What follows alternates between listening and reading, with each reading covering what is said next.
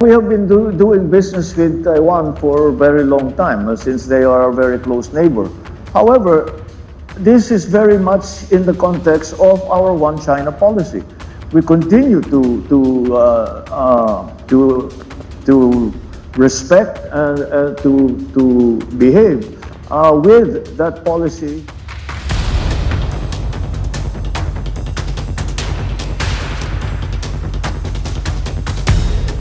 President Ferdinand Marcos Jr. has just drawn an important line over what the Philippines will allow if war breaks out around Taiwan. Manila does not want to become belligerent, and Marcos has made clear that Philippine territory should not be used as a launchpad for attacks against another country. That statement is significant because the Philippines is only a short distance from Taiwan, is a treaty ally of the United States, and has dramatically expanded defense cooperation with Washington in recent years. So the question is no longer simply whether Manila supports Washington or Beijing. The real question is much more dangerous. If a Taiwan war begins, can the Philippines actually stay out of it?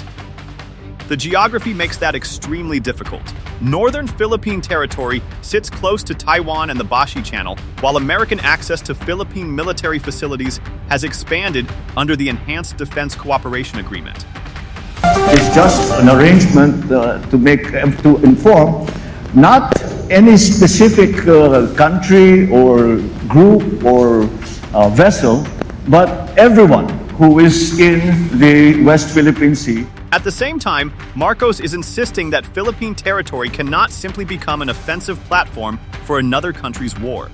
That means Manila is trying to prepare for a conflict it does not want to join, while making sure its alliance with Washington does not automatically turn the Philippines into a battlefield. And if the fighting ever reaches Philippine territory, the entire calculation could change within hours.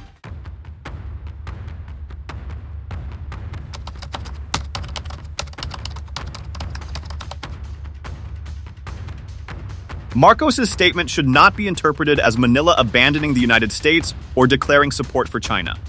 Instead, it establishes a political boundary around Philippine participation in a potential Taiwan conflict. The Philippines can strengthen its military, cooperate with American forces, improve surveillance, conduct exercises, and develop defense infrastructure while still insisting that its territory cannot automatically be used for offensive military operations against another country. This is consistent with Marcos' earlier public position that Philippine facilities are intended to strengthen the country's defense rather than provide a foreign power with unrestricted offensive access. That distinction is extremely important because the U.S. Philippines alliance has become much deeper. EDCA has expanded American access to agreed Philippine military locations, while Balikatan exercises and other forms of cooperation have increased interoperability between the two militaries. From Washington's perspective, the Philippines has become increasingly important to regional deterrence. From Manila's perspective, however, cooperation with the United States is supposed to strengthen Philippine security and sovereignty. Those objectives overlap, but they are not identical. This is why Marcos' message matters to both sides. Beijing hears that Manila does not want its territory used to launch attacks. Washington hears that the alliance does not give it a blank check. And Manila is effectively telling both powers that Philippine territory remains under Philippine political control.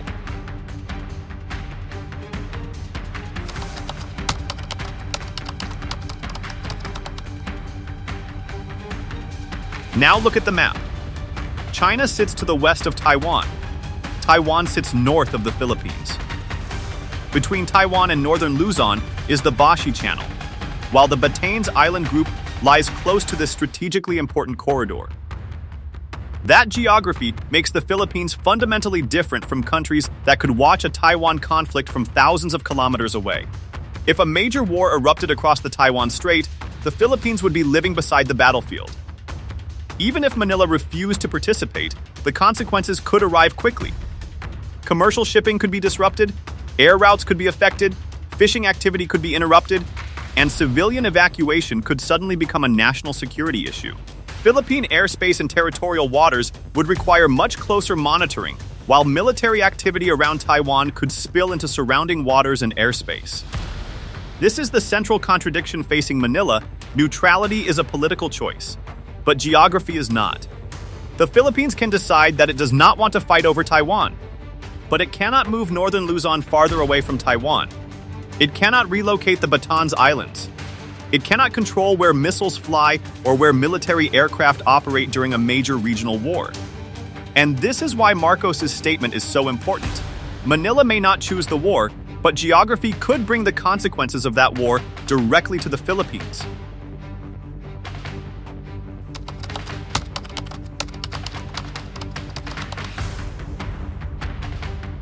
At first glance, Philippine policy appears contradictory. On one side, Manila is strengthening its military relationship with the United States and expanding cooperation with countries such as Japan and Australia. On the other, Marcos is emphasizing that the Philippines should not become belligerent in a Taiwan conflict. But there is actually a strategic logic behind this. Preparing for war does not necessarily mean seeking war. A country can strengthen its defenses precisely because it wants to avoid being dragged into conflict. The Philippines has faced growing security pressure in its maritime domain, particularly in the West Philippine Sea, while its location places it close to several potential flashpoints. Manila therefore has strong reasons to improve its military capabilities regardless of what happens in Taiwan. EDCA is part of that strategy. The agreement provides a framework for expanded defense cooperation, joint training, infrastructure, and the pre-positioning of equipment and supplies. The Philippines has also increased its participation in large-scale exercises with the United States and expanded defense cooperation with other partners. The objective is to make Philippine forces more capable of defending Philippine territory. That is very different from declaring that Philippine territory will be used to attack China. And that distinction gives Marcos political room to strengthen the alliance without publicly committing Manila to a future Taiwan war.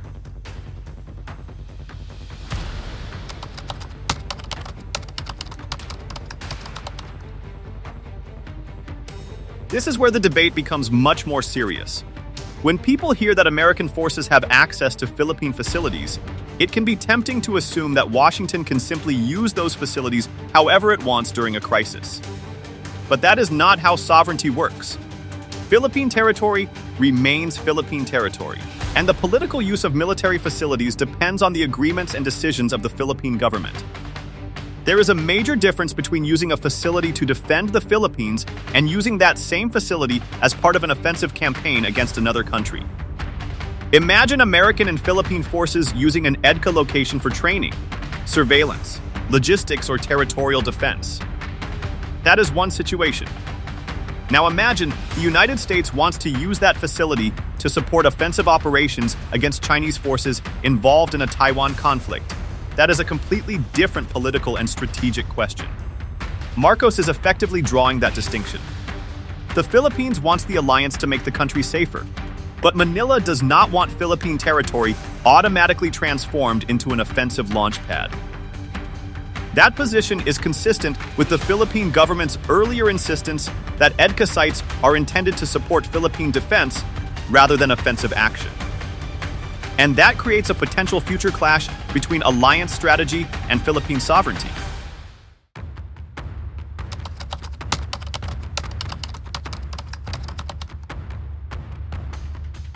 The hardest question is not necessarily whether the Philippines would help Taiwan.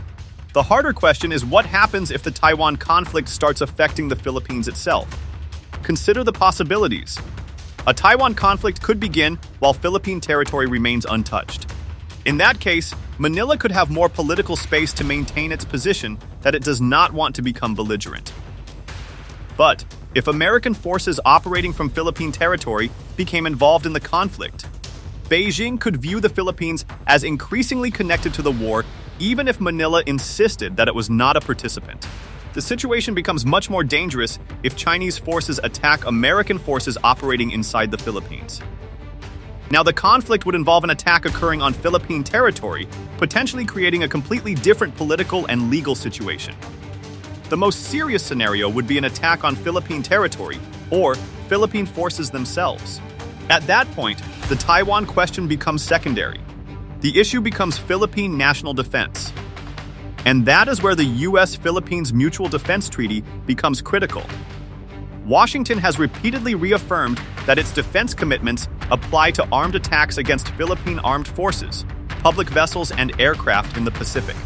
So the Philippines may have some ability to avoid entering a Taiwan war. It may have far less ability to avoid responding if a war reaches Philippine territory.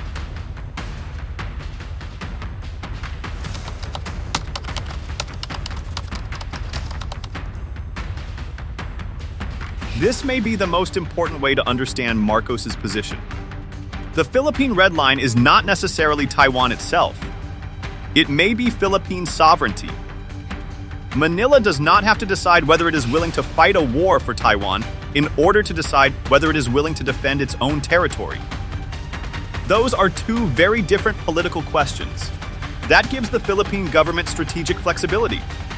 It can maintain its one China policy.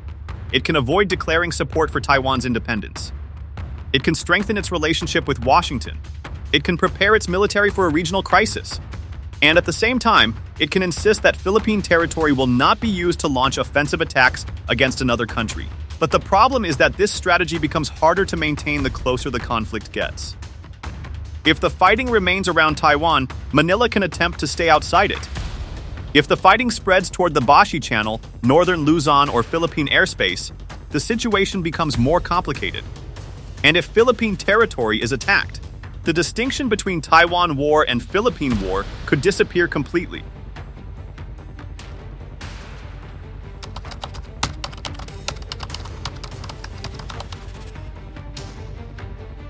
Now look at Marcos' statement from Beijing's perspective. China has consistently opposed the expansion of American military cooperation with the Philippines, particularly because some of the new facilities are located in areas that have obvious strategic relevance to Taiwan and the South China Sea. From Beijing's perspective, the concern is that Philippine territory could become part of a wider American military architecture designed to constrain China. Marcos's latest message therefore offers Beijing something potentially reassuring. Manila does not want Philippine territory used to launch attacks against another country. But there is another message that Beijing cannot ignore. The Philippines still intends to defend its sovereignty. Marcos has repeatedly emphasized that the Philippines will not surrender its sovereign territory. As president of a proud and free country, few other honors surpass this opportunity to address one of democracy's most august institutions, the Parliament of the Strait. In 2024, he told the Australian Parliament that he would not allow any foreign power to take even 1 square inch of Philippine territory. So Beijing is receiving a mixed but deliberate signal. The Philippines is saying, we do not want to attack you from our territory, but we will not simply allow our territory to be violated either. That is deterrence combined with restraint.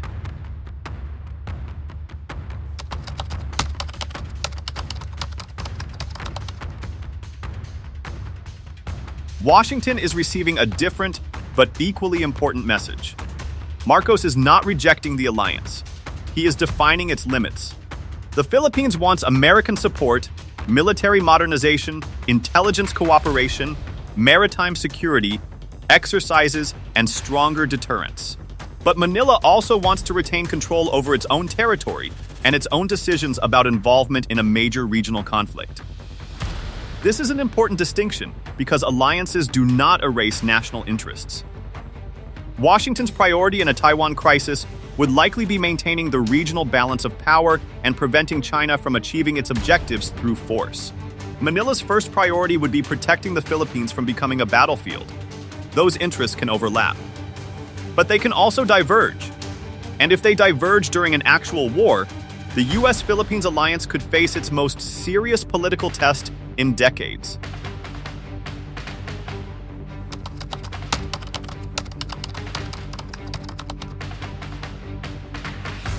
The Philippines is effectively managing 3 strategic relationships at once.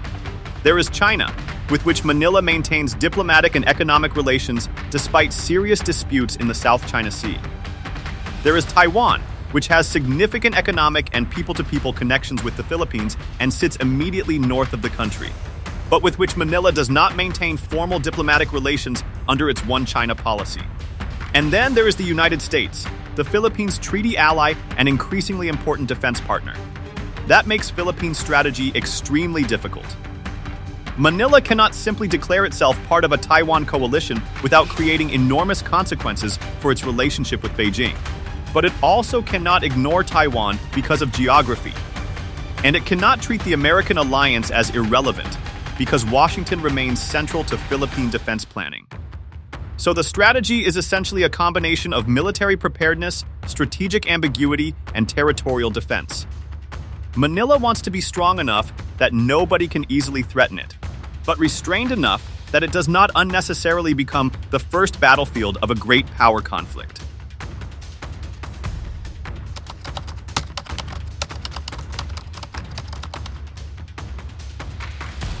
The first scenario is a Taiwan crisis that stops short of full-scale war.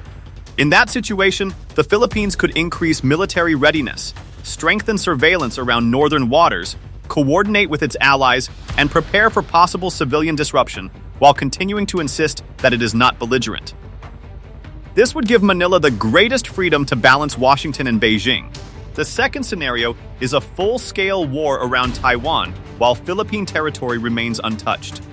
This would be far more difficult. Washington could request greater logistical or operational support, while Beijing would watch Philippine facilities extremely closely. Manila could attempt to maintain its position that it will defend itself, but will not allow Philippine territory to become an offensive platform. However, both superpowers would place enormous pressure on the Philippines, making neutrality increasingly difficult to sustain. The third scenario is the most dangerous. Philippine territory or Philippine forces are attacked. At that point, Manila's strategic calculation changes fundamentally. The question is no longer whether the Philippines wants to become involved in a Taiwan conflict.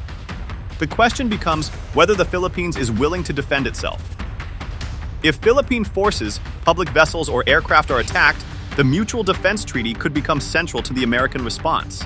What began as a Taiwan crisis could therefore develop into a much wider U.S.-China confrontation.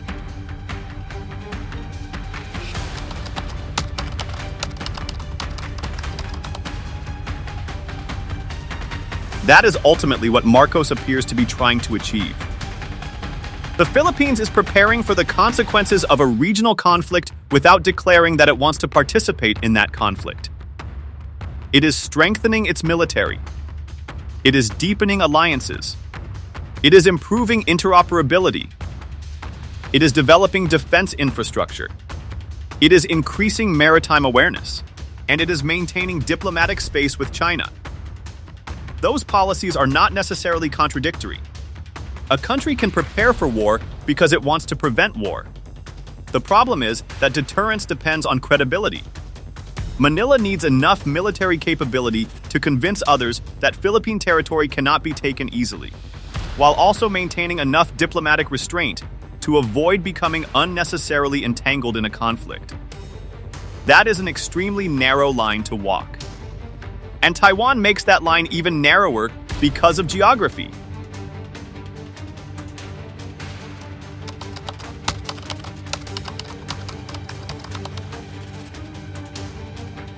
So Marcos has sent a clear message. The Philippines does not want to become belligerent in a Taiwan conflict.